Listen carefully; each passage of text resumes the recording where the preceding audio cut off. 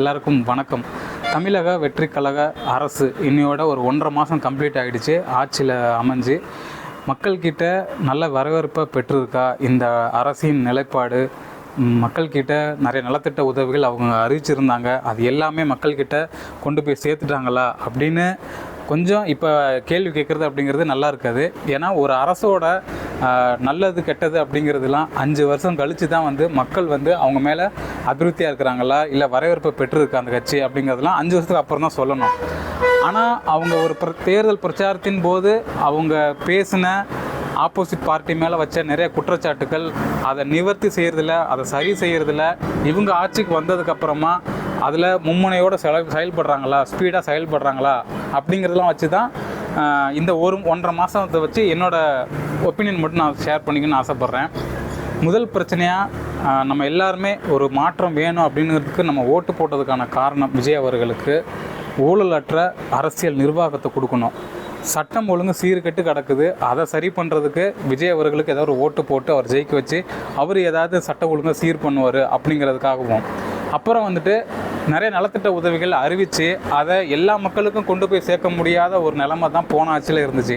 So இனிமேலாவது ஒரு அரசின் திட்டம் கடைகோடி மக்களுக்கும் போய் சேரணும் அப்படிங்கிறதுக்காக தான் விஜய் அவர்களுக்கு மாற்றத்தை தேடி ஓட்டு போட்டோம். இப்போ இது எல்லாமே பேசிக்கு மெயின் பிரச்சனை எல்லாமே. இப்போ விஜய் அவர்கள் ஆட்சிக்கு வந்துட்டார்.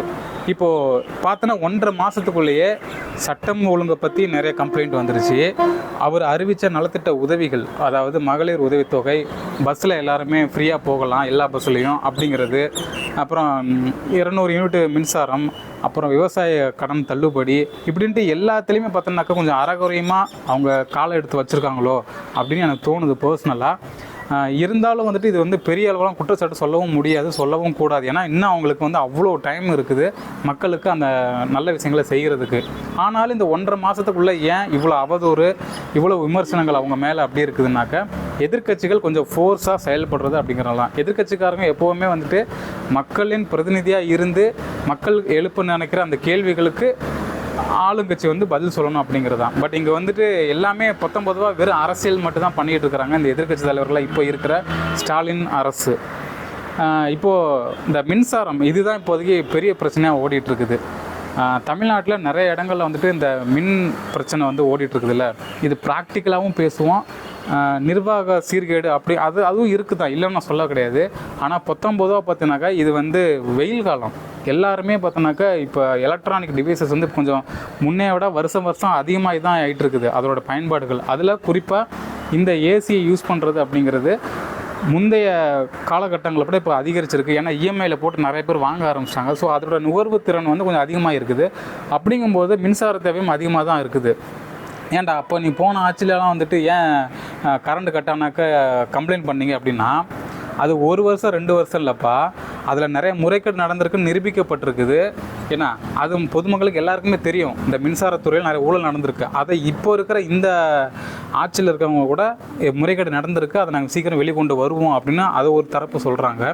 இன்னொன்று பார்த்தோன்னாக்கா நிறைய இடத்துல இந்த பியூஸ் கட்டையெல்லாம் பிடுங்கிட்டு போகிறது அந்த மாதிரிலாம் பார்க்குறோம். ஸோ இது 100% நிர்வாக திறன் இல்லாதனால தான் இந்த மாதிரி கரண்ட் கட்டெலாம் வருது அப்படிங்கிறது சுத்தமான பொய் அப்படின்னு தான் சொல்லுவேன் நான்.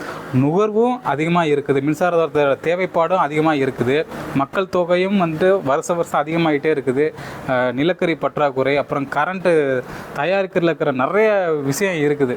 ஸோ இதெல்லாம் இதில் 3வது பாயிண்ட் 4வது பாயிண்ட்டாக தான் சேர்க்க முடியும். நிர்வாகத்திறன் சரியில்லை, அதனால் கரண்ட்டு இப்போ தட்டுப்பாடாக இருக்குது, கரண்ட்டும் அடிக்கடி போயிட்டுருக்குது.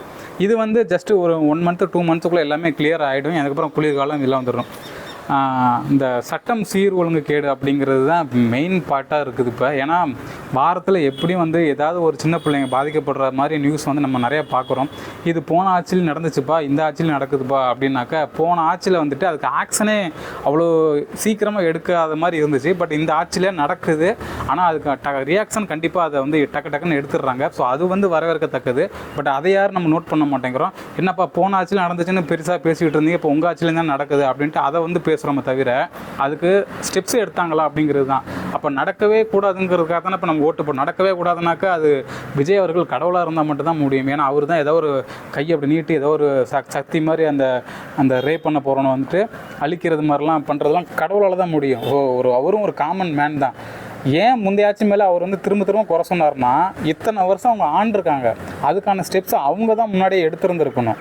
இல்லைன்னா இவர் நம்ம விஜய் வந்து எதுக்காக தேடுறோம் அப்படின்னாக்க, அவங்க அந்த நிர்வாகத்தை சரியாக பயன்படுத்தாமல் ஊழல் லஞ்சத்துலேயும் செழித்து போன நிறைய அரசு அதிகாரிகளால் மக்கள் பாதிக்கப்படைஞ்சிருக்காங்க. ஸோ அதை மாற்றணுங்கிறதுக்காக தான் இவர் வந்தாரே தவிர, நான் ஆட்சிக்கு வந்த முதல் நாளே இது எல்லாமே சரி பண்ணுறேன்ட்டு அவரு எங்கேயே சொல்லவும் இல்லை. ஒழிக்கணும் அப்படிங்கிறது அவருடைய எய்மாக இருக்குது விஜய் சார் அவர்களுக்கு. பட் அது டக்குன்னு முடியலை அப்படிங்கிறதுனாலையும் வந்தோடனே ஒரு 700 கடைகளுக்கு மேலே அவர் மூடியிருக்காரு. இதை நம்ம யாருமே பாராட்ட மாட்டேங்கிறோம். சிங்கப்பெண் படை வந்துட்டு எப்படி இதோட ப்ராசஸ் தொடங்குறதுக்கு நான் மினிமம் ஒரு 6 மாதம் ஆகும்னு நினச்சேன். பட் அவர் இந்த 1.5 மாதத்துக்குள்ளேயே அதை செயல்படுத்தியும் காட்டியிருக்காரு. இது வந்துட்டு நீங்கள் வந்துட்டு விஜய் அவர்களை நீங்கள் நடிகராக பார்க்குறீங்களோ இன்னமும் அப்படின்னு எனக்கு ஒரு சின்ன வருத்தமும் இருக்குது.